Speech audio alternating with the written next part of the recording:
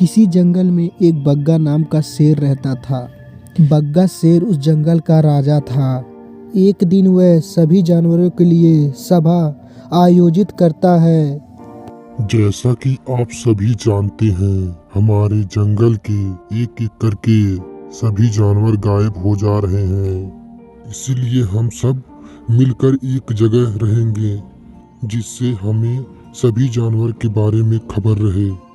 राजा को इतना बोलने के बाद तब भालू बोला, आपका सुझाव तो सही है, लेकिन क्या सभी जानवर एक जगह रहने के लिए तैयार होंगे?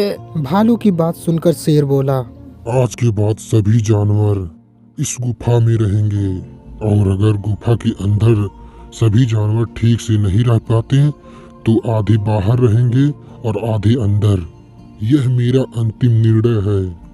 शेर के ऐलान के बाद सभी जानवर एक जगह रहने लगते हैं। कुछ दिन शांति से बीत जाने के बाद एक रात खरगोश कहीं गायब हो गया। खरगोश को वहां न पाकर सभी जंगल के जानवर बहुत दुखी हुए।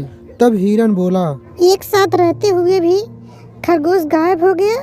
मुझे लगता है इस जंगल में भूत रहता है जो जानवरों को गायब कर रहा है। सभी की बात सुनकर राजा शेर बोला, हमें जल्द ही कुछ करना होगा, नहीं तो कुछ दिनों के बाद जंगल में पेड़ पालो ही नजर आएंगे। सभी की बात सुनकर बंदर बोला, मेरे पास एक तरकीब है। क्यों ना हम सभी मिलकर एक एक करके गुफा के बाहर पहरेदारी करें। शायद इससे हमें ये पता चल जाए कि जंगल के जानवर सभी कहाँ गायब होते जा रहे हैं। इसके बाद सभी जंगल के जानवर रात को एक एक करके पहरा देने लगते हैं। जब एक रात भालू पहरा दे रहा होता है, तभी वह देखता है कि हिरण अकेले जंगल की ओर चला जा रहा है। तभी भालू हिरण का पीछा करने लगता है। हिरण को पानी पीता देख वह वहीं खड़ा हो जाता है। तभी उसकी नज़र वहाँ खड़े एक पेड़ पर पड़ती है, जो दरवाजे की तरह खुल जाती है, और उसमें से एक हाथ निकलता है जो हिरण को अपनी ओर खींच ले जाता है। यह सब देखकर भालू आश्चर्यचकित हो जाता है और तुरंत अपने महाराजा को बताता है। भालू की बात सुनकर सभी जानवर हैरान रह जाते हैं। तब बंदर बोला, भालू भाई, मुझे लगता है तुम्हारी नींद पूरी नहीं हुई है, इसीलिए तुम्हें अजीब चीज दिखाई दे रही है। तब बंदर की बात सुनकर भालू बोला, मैंने सच में यह सब देखी है। तभी भालू की बात सुनकर शेर बोला, ठीक है, अगर तुम्हारी बात सच है तो हम सभी को भी दिखाओ। भालू सभी जंगल के जानवरों को लेकर उस पेड़ के पास पहुंचा, लेकिन बहुत देर वहां पर खड़े होने के बाद भी कुछ नहीं दिखाई देता है। तब शेर बोला, कहाँ है तुम्हारा दरवाजा? इतनी देर से हम सब यहाँ खड़े हैं, लेकिन अभी तक हमने कुछ भी नहीं देखा। फिर बंदर बोला, भालू भाई, मैं थक गया हूँ। तब तक के लिए तुम लोग पेड़ के खुलने का इंतजार करो, तब तक के लिए मैं पानी पी लेता हूँ। बंदर पानी पीने के लिए जाता है। तभी वहां से दरवाजा खुलता है और एक लंबा हाथ आता है और उस बंदर को भी अपनी तरफ खींच लेके जाता है। यह सब देखकर सभी जंगल के जानवर उस दरवाजे के पास आ जाते हैं और वह सब भी साथ ही अंदर चले जाते हैं। अंदर पहुंचने के बाद वह अपने आसपास एक नई दुनिया देखते हैं। तब शेर बोला, यह कौन सी दुनिया है? यह तो हमारे जंगल की हिस्सा नहीं है। तभी वहां पर रक्षा करने वाला एक शैतान बोलता है, यह मौत की दुनिया है, यह दरवाजे के पीछे की दुनिया है। तब शेर बोला, क्या यह वही दरवाजा है जिसकी अफवाह सदियों से फैली हुई है, लेकिन अभी तक किसी भी जंगल के जानवरों को दिखा नहीं? हाँ, यह वही मौत की दरवाजा है और यह रात को ही खुलता है। पर तुम बताओ, तुम्हें मैं तो लाया नहीं, फिर तुम कैसे आए? राक्षस की बात सुनकर शेर बोला, इस दरवाजे को मौत का दरवाजा ही क्यों बोलते हैं? इन सभी चीज़ों से तुम्हारा कोई मतलब नहीं है। इस दरवाजे के अंदर सिर्फ वही लोग आते हैं जिनको सिर्फ मैं लेके आता हूँ। इसीलिए तुम सब यहाँ से चले जाओ, नहीं तो तुम सभी के लिए अच्छा नहीं होगा। तब राक्षस की बात सुनकर भालू बोला, हम लोग यहाँ अपने दोस्त के साथ आए हैं, उसको लिए बिगड़ नहीं जाएंगे। भालू की बात सुनकर राक्षस बोला, एक बार जो यहाँ आ जाए वो मेरा काम होने के बिना वापस नहीं जाए।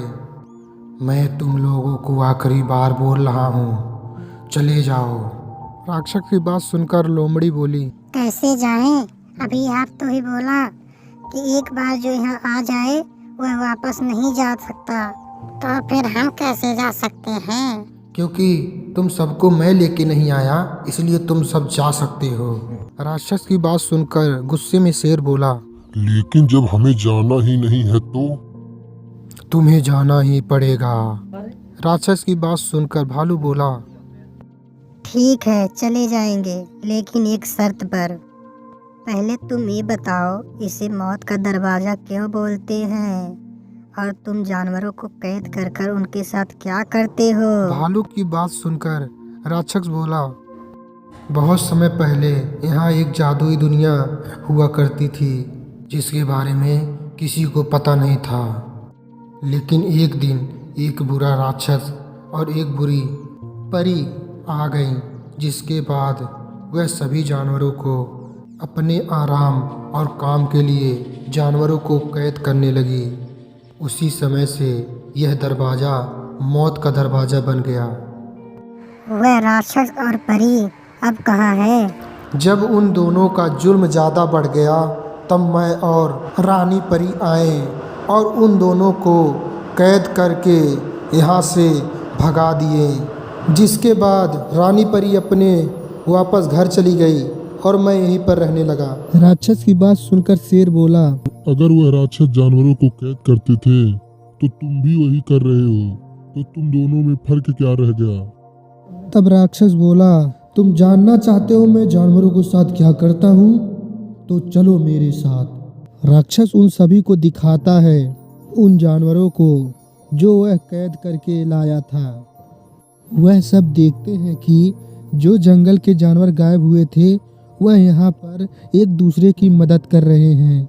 यह देखकर शेर बोला, यह सब क्या हो रहा है? जंगल में किसी भी जानवर को चोट लगा हो या बीमारी हुई हो तो मैं उसे यहाँ ले आता हूँ, जिससे उनकी अच्छी तरह इलाज हो सके।